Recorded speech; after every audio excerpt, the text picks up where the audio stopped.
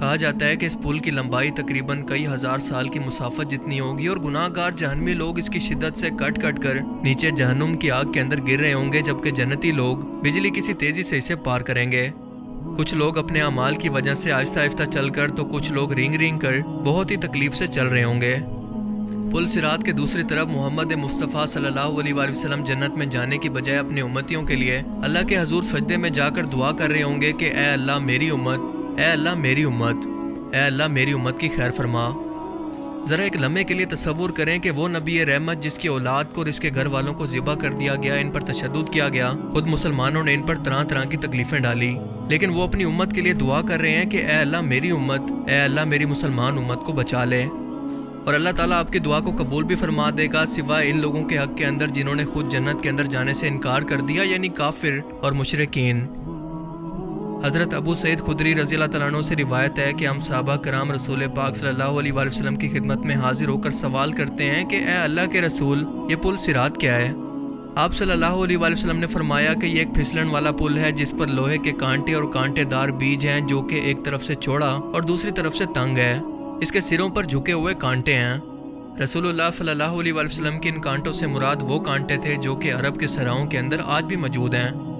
آپ نے فرمایا کہ نیک لوگ اس پل کو اتنی تیزی سے پار کریں گے جتنی دیر کے اندر آنکھ چپکتی ہے، اور کچھ لوگ بجلی کی سی تیزی سے، کچھ تیز ہوا، تیز گھوڑے یا پھر اونٹوں کی طرح تیزی سے گزریں گے، تو کچھ بغیر کسی نقصان کے محفوظ رہیں گے، کچھ لوگ خراشیں آنے کے بعد محفوظ رہیں گے، اور کچھ لوگ جہنم کے اندر جا کر گریں گے، اور آخری شخص اس پل پر گھسیٹ گھسیٹ کر گزرے گا۔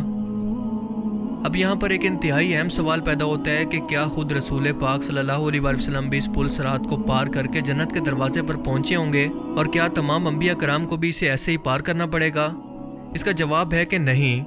کیونکہ ایک حدیث مبارکہ کے اندر بیان ہوتا ہے کہ اللہ کے رسول صلی اللہ علیہ وآلہ وسلم نے فرمایا کہ اللہ تعالیٰ 4 لاکھ لوگوں کو میری امت میں سے بغیر حساب کتاب کے جنت کے اندر داخل فرمائیں گے۔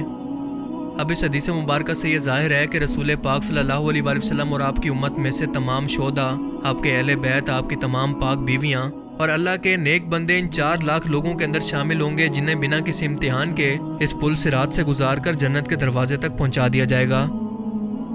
پل صراط کے متعلق ایک اہم بات یہ بھی ہے کہ یہ انتہائی اندھیرے کے اندر ہوگا، اور جنت اور جہنم کے درمیان یہ پہلے سے موجود نہیں ہوگا، بلکہ اسی وقت اسے لا کر وہاں پر رکھا جائے گا۔ جہنمی لوگ اپنے رشتہ داروں کو اپنے سامنے کٹ کٹ کر چیختے چلاتے جہنم کے اندر گرتا ہوا دیکھ رہے ہوں گے، مگر کسی بھی شخص کو کسی دوسرے شخص کی پرواہ نہیں ہوگی سوائے اپنی خود کی جان بچانے کے۔ روایت میں ہے کہ ایک دن حضرت عائشہ رضی اللہ تعالیٰ عنہ قیامت کو یاد کر کے رونے لگی، تو رسول پاک صلی اللہ علیہ وآلہ وسلم نے ان سے پوچھا کہ عائشہ کیا بات ہے؟